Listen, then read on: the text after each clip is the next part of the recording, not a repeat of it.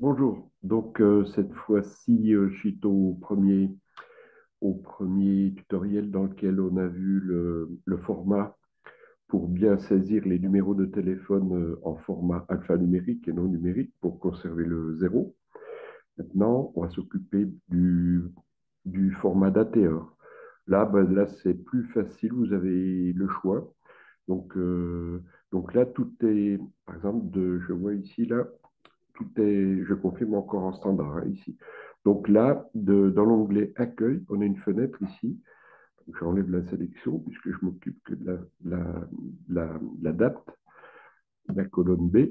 Donc ici, on a déjà la possibilité de mettre soit date courte, soit date longue. Bon, en principe, là, je vais mettre en date courte, donc j'ai mis tous les, la plage de cellules B2, B11, là, qui est quadrillée. Donc la saisie de date se fait avec les séparateurs slash. Par exemple, ici, nous sommes le 25 juillet, 25 slash 07, pardon, 07. Alors, si je valide à ce stade-là, voilà, il prend 2023. Donc après, si je prends mon 26, si je fais entrer, donc là, ça ne va pas parce que 1900 est la date système, donc il faut lui rentrer quand même. Je prends la cellule dans la barre de valeur, la barre de formule, 2607. Alors attention aussi à la chronologie des dates qui est importante. Donc voilà, donc je vais supprimer les valeurs qui sont dedans. Là maintenant, je peux mettre en date longue. Et puis de la même façon, ça fonctionne pareil au niveau de la date. Si je mets le 25/07, lui automatiquement, il va me détecter l'année. Et cette fois-ci, logiquement, il me met voilà, le jour.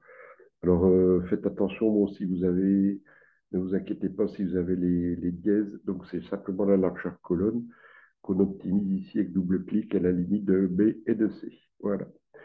Donc, bon, il y a aussi après la duplication vers le bas qui donne quelque chose comme ça.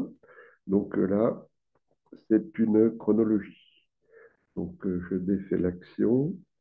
Je redéfais l'action. Il y a aussi, si on met un incrément, le 27 0, si on met un incrément de 2 jours, par exemple, comme le 27 slash 0, pardon, euh, voilà. Et là, qu'on prenne la plage où il était l'incrément avec la poignée de recopie. Qu'est-ce qu'on a? Ben, on a un incrément de 2 jours. Voilà. Donc voilà pour les dates. Bon voilà, c'est l'incrément est toujours, si on prend la plage, là, et tout, voilà, l'incrément de 2. Bon, c'est pas forcément ce qu'on veut faire, voilà, donc je supprime déjà tout ce que j'ai fait là, voilà, là pour l'instant. Et puis bon ben, comme j'ai toute la sélection, bon en principe, la date utile, c'est la date courte. Voilà, bon, ça dépend ce qu'on veut. Et puis effectivement, là, ben, après, on a des outils d'alignement ou de centrage et de double-clic optimisation de la largeur colonne. Au niveau de l'heure, c'est la saisie est simple.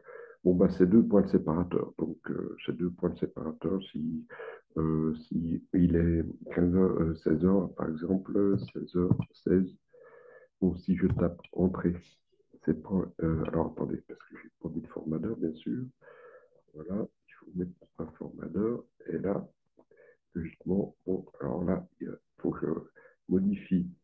C'est là par défaut, je tape 16, j'essaye 16, il me fait pas bien, je tape 16, 2.00. Voilà, 16 heures. Donc il y a un format qu'on peut appliquer différent. Donc là, j'ai tout mis dans le même format dans la colonne C, avec le format cellule. Ici, on peut très bien, ici, dans le premier onglet nombre, donc j'ai un gros menu utile. Voilà. Puis là, on peut incrémenter, on pourrait incrémenter aussi, on a beaucoup de possibilités sur Excel. Bon, là, ça incrémente par défaut de 1. Et puis, on pourrait faire un incrément, par exemple, si on met 19, pardon,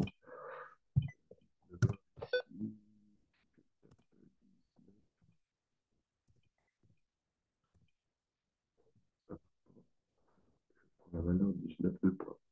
Donc, il attend le 2 points. Là, euh, je peux aussi reproduire la formule normalement. Je ne sais pas s'il prend. Voilà, avec le pinceau, reproduire la mise en forme.